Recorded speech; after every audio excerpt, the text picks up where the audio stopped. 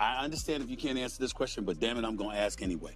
Is there a fight that Dana White wants to see in the UFC above all else in 2025? So I get asked this every year, and this year it would be Aspinall Jones. That's the biggest fight in heavyweight history. And at the end of the day, what my job is to give the fans what they want. 40. Yeah.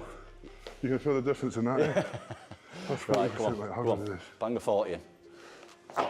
Oh yeah. No, mate, they're good kicks. But you are a 180 kilo guy, so I would expect that. But how are we both feeling so far? I mean, I've got a bit of a dead leg. Have you? Yeah, a wee bit, yeah. Yeah, I've got a bit of I think this is going to be a sort of 50%. I'm telling you right now, it is #1 bullshit. And if he refuses to fight Tom Aspinall next, then we got to start having a serious conversation as to whether or not this man should be stripped. John is the undisputed champion of the world. Tom is the interim champion. This is how it works. They face one another. He's calling out Alex Pereira for a legacy fight. Well, that wasn't your thinking at light heavyweight. You were taking on all comers. And that is what a champion is supposed to do. Take on all comers. The Tom Aspinall versus John Jones fight has been making waves in the MMA community in recent times. Dana White also admitted that he would make this fight happen in 2025, and he desires to see the clash of these two champs in the cage. Dana knows that the fans want to see this fight, and it would be one of the greatest heavyweight fights in the history of UFC. Jones versus Aspinall, is that sort of the big priority, and you think that's the biggest fight the promotion can put on in 2025? 100%. And I think it's probably the biggest fight in heavyweight history, and it's a massive fight in the history of the company too. It's a big fight. Yeah, we know Tom Aspinall's down. Jones is kind of like on the fence, or at least that's what he said publicly. Right. Have you talked? It's weird. How confident? What's weird about that? Let me tell you what's weird about that. So usually, those guys say that shit behind the scenes and not publicly. John says that shit publicly, but not behind the scenes.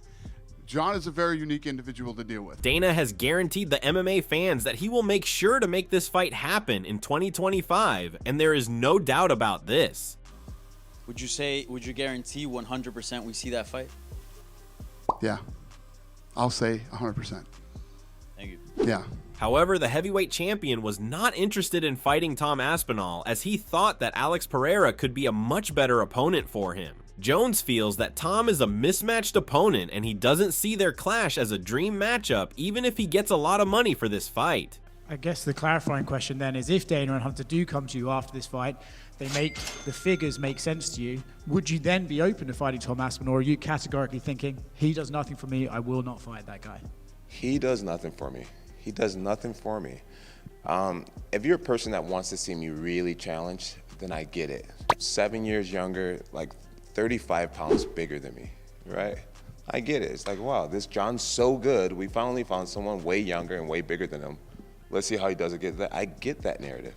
But for me, if you were my manager, if you were on my team, why not fight against Pereira, a guy who's the same age as you, and we walk around the same exact size? Earlier, John Jones made it clear that if UFC wants him to return to the cage, then they need to make sure that he would be fighting Alex Pereira. Jones said that is not concerned about Tom Aspinall, as the heavyweight champion is looking forward to fighting the light heavyweight champion. I'm not really worried about the Tom fight. I'm really worried about the Pereira fight. That's what I want to do. That's what I want to do, and I think if the UFC wants to have me back, then I think that's the fight they'll make. I've been really clear about my intentions. That's what I want. After these statements, the fans started to believe that John Jones was afraid of Tom Aspinall, and that's why he didn't want to fight him. However, Dana White recently said that John Jones is ready to fight anybody, and he isn't afraid to face any fighter in the cage. Dana added that the UFC will try to make this fight happen now in the upcoming months. Firstly, are you still confident we get that fight this year? Yeah, there's no situation. It's the biggest fight that we can make, and you know, I know the fans like to mess with John or whatever. John Jones isn't afraid of anybody, and John Jones will fight anybody. It's just a matter of getting the fight done now. That's our job. Meanwhile, Tom Aspinall reacted to this statement of John Jones and said that John Jones is afraid of fighting him. Tom thinks that Jones doesn't want to hurt his legacy because he knows that he will lose his belt against him, and that's why he is ducking him. So John said I need to fight more champions, but this is the problem I've got. John is the champion, and he won't fight me. And he says that he won't fight me because it's too much of a gamble. Aspinall to me is no difference than an Owen St. Prude or Dominic Reyes or Anthony Smith. They're like just another up-and-comer that's exciting right now. And I'm not into gambling my legacy for what's exciting. And John, if you're not into gambling your legacy, that to me sounds like you're scared of losing against me. The training partner of Tom Aspinall, Modestas Bukauskas, has revealed what he has learned from him during the ongoing Jon Jones saga. Modestas feels that besides fighting skills, he has learned a lot of things from the interim champion. He praises the mentality of Aspinall to enjoy himself and his passion to train hard every day. According to Modestas, Tom continues to train and improve his fitness and skills no matter what happens. Modestas Bukauskas said, "The mentality of try to enjoy every day as it is, and trying to live the pure life of an athlete." Tom literally embodies that whole pure mind, body, and soul of being an athlete and trying to do everything to the nth degree, trying to take everything to the next level, and trying to improve his skill set. So yeah, I've definitely taken in a lot of lessons from him because he never wavers. Modestas further added that Tom always trains even on normal days. Bukauskas was impressed and motivated with such dedication from Tom for his fitness and style. Tom wants to make sure that he is always ready to fight whenever the opportunity comes. Modestas Bukauskas further added, "He's always training, even if the intensity is not quite so crazy. You've always go to try and learn, try and build. Tom, he knows hopefully at some point he'll have something on the horizon, so all he can do right now is make sure he'll be ready for when that opportunity comes." On the other hand, the UFC has revealed the UFC 313 poster featuring Alex Pereira and Magomed Ankalaev in the main event. The two fighters will compete in a 5-round encounter for the light heavyweight belt on the 8th of March at T-Mobile Arena in Las Vegas. However, the co-main event featuring former interim lightweight BMF champion Justin Gaethje will face Dan Hooker in a fan-friendly contest scheduled for 25 minutes. So despite all the rumors and issues, the Alex Pereira versus Magomed Ankalaev fight is finally confirmed. The former UFC champion Daniel Cormier earlier predicted that this fight would happen as he felt that Magomed Ankalaev deserved a title shot. Daniel Cormier earlier said, "I don't know why Pereira is not fighting Ankalaev right now. I don't know why that's not happening, but what I do like is that now." Ankalaev has to pass another test because what the UFC is kind of saying here is, we've got this star and we know that this guy here could be a real potential issue for that star. Cormier further explained that the fighters Alex Pereira faced in his last few fights didn't give him tough competition despite being good strikers. Cormier was confident that only Ankalaev could give tough competition to Pereira and their fight would happen. He also said that Magomed Ankalaev would be the toughest title defense fight of his career. Daniel Cormier predicted, "They will fight eventually, but they will fight when we have no other option, and I like it. I like it. I don't think you run the risk yet, and I'm not saying Pereira can't fight or beat Ankalaev. I just feel like it is a very, very difficult matchup, possibly the hardest matchup for him in the entire light heavyweight division. It's been 6 years since the former lightweight champion Khabib Nurmagomedov defeated Conor McGregor, but the rivalry between these two fighters is still fresh. Conor never misses to take a dig at Khabib or his team, and Khabib's cousin Usman Nurmagomedov has responded to this obsession of the Irish fighter with Khabib. Usman has recently defeated Paul Hughes in the Bellator lightweight championship belt. Usman and Khabib showed respect towards Paul, who was also an Irishman. However, McGregor mocked Paul for being respectful towards the Dagestani fighters. Usman Nurmagomedov reacted to this and roasted McGregor for his obsession with his family. We know Conor had a rivalry with Khabib. Well, I don't know if it was a rivalry. Khabib beat him pretty handily, but it's, you know what I mean? Like, he has this thing. But why does that somehow extend? Like, Conor doesn't train with Paul Hughes. They're not friends. They don't train together. What did you make of that? Like, it's so weird that he's like attacking Paul Hughes for being respectful towards you and your family. I don't know, brother. Maybe because of Habib kick his ass. Usman Nurmagomedov said that Conor McGregor will face embarrassment when his kids grow up and see how his dad got smashed by a fighter from the mountains. Usman feels that the only problem McGregor has with Khabib is the brutal defeat he faced against him. Usman Nurmagomedov said he wants a rematch, but he has to live with this all his life, and his kids have to live with this all his life. When his kids will grow up, when his kids are 18 years old, people will say, hey, your father tried to do some crazy stuff, but some guy from Dagestan came to America and kicked your father's ass.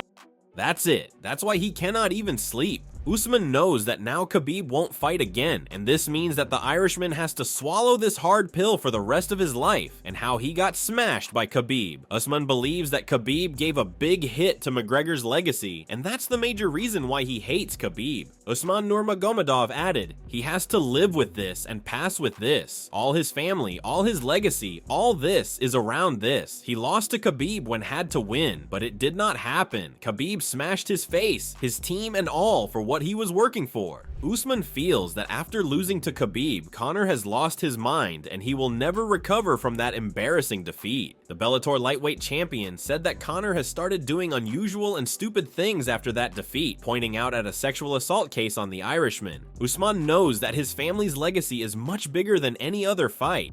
After Khabib, when Khabib beat him, he even not come back for fighting, even for life. I think he gonna drunk, he gonna go to beat some women's. What like I hear like he did something like how we calling like with women, like women won court. He was found liable for sexual assault in Ireland. Yes. Like he gonna like. Usman respects this legacy that was started by his uncle Abdulmanan and continued by Khabib. Usman wants to continue that legacy and stay at the top for many years to come. And we know Khabib's legacy got so much bigger than Conor. Like Khabib's legacy was Khabib's legacy, brother, continue. It's not like we're not like calling this like Khabib legacy. We calling this Abdulmanap Nurmagomedov legacy because of he's begin this. And this is our uncle legacy. Of course, Khabib did a lot. Khabib, like, almost, like, more than half he did after Islam. Now, like, it's me, Umar, and we try to continue on this. But now, like, yes, alhamdulillah, we have big legacy, and I think we're gonna be on the top, like, many years more. The UFC Hall of Famer Daniel Cormier has revealed what was the reaction of Alex Pereira after listening to Du Plessis' call-out. Cormier said that Alex Pereira seems not interested in fighting Du Plessis, and he thinks that the middleweight champion is just too small to compete against him. The UFC champion Daniel Cormier said, in the octagon, he calls out Alex Pereira. I told Pereira after the fight, I go, he wants you, Pereira. Pereira goes, he's just too small. Seriously. Pereira goes, this man is just too small. However, Daniel Cormier also reacted to this call-out and potential matchup and thinks that a champ versus champ fight between Du Plessis and Pereira would do great business. Du Plessis said that he would first fight Khamzat Chimaev before facing Pereira. Cormier agrees with Du Plessis that he needs to get through Chimaev before thinking about adding a second belt to the collection. Daniel Cormier said, Alex is huge though. He looked massive compared to Dricus, and I love that Dricus has these big goals. I just think he has work to do at middleweight before he starts thinking about going up. Khamzat Chimaev being problem number 1. Furthermore, Daniel Cormier also reacted to Dricus Du Plessis' outstanding performance at UFC 312. The former UFC champion said that DDP was spectacular against Strickland, and his performance is a clear warning to Khamzat Chimaev to get ready for this highly anticipated encounter. Daniel Cormier added, watching Dricus on Saturday, I don't know that Chimaev just drives across the mat and takes him down. He's so good at what he does. He's the man. Dricus Du Plessis is the man, and he once again proved that at UFC 312. The UFC featherweight star Max Holloway has given an update about his comeback fight after his first knockout defeat of his career. Max got knocked out by Ilia Topuria in the 3rd round at UFC 308. This was the first ever knockout defeat in Holloway's MMA career. Recently, he responded to a fan and said that his team is working on the dates for his return. However, the fans believe that Max might return in 4 to 6 months. Michael Bisping also reacted to the knockout of Max Holloway against Topuria and shared what the future holds for the fighter. And if it did, it was some weirdness, you know what I mean? The fight never got to play out properly, is what I'm saying. Now, Max Holloway, listen, he rocked and shocked the world last year when he knocked out Justin Gaethje at UFC 300. His stock shot through the ceiling, he got a shot at Ilia Topuria, and he got knocked out for the first time in his legendary career. The chin got cracked, okay? The former UFC champion Michael Bisping believes that the BMF champion might fight Charles Oliveira in a rematch because at the moment, Max can't get a title shot in the featherweight and lightweight division. Bisping thinks that a rematch between Charles Oliveira and Max Holloway could be a hit because these two faced each other years ago and now both have evolved their skill set and style. Ilia Topuria got the job done. So, what's next for Max Holloway? It ain't going to be a title shot at 155. It ain't going to be a title shot at 145. But of course, he is the holder of the BMF belt. And Charles Oliveira, Max Holloway, sign me up. The rematch needs to happen. I would absolutely love to see this. And this would be a rematch 10 years in the making. And since then, Charles Oliveira, as we know, came up from 45 to 55 and just reinvented himself. Bisping added that Charles Oliveira has gotten better with time, and now it would be a much more competitive fight. According to Bisping, Oliveira won't mind facing Holloway, as he is not bothered by his opponent's record. So both fighters are ready to fight anyone, and the fans would love their clash. But at 155, without those drastic weight cuts, we saw him turn into one of the most exciting fighters that this sport has ever seen. The most bonuses, the most finishes, the most submissions in UFC history, okay? Charles Oliveira doesn't give a damn. He walks down his opponents, he's great on the feet, he's got big power,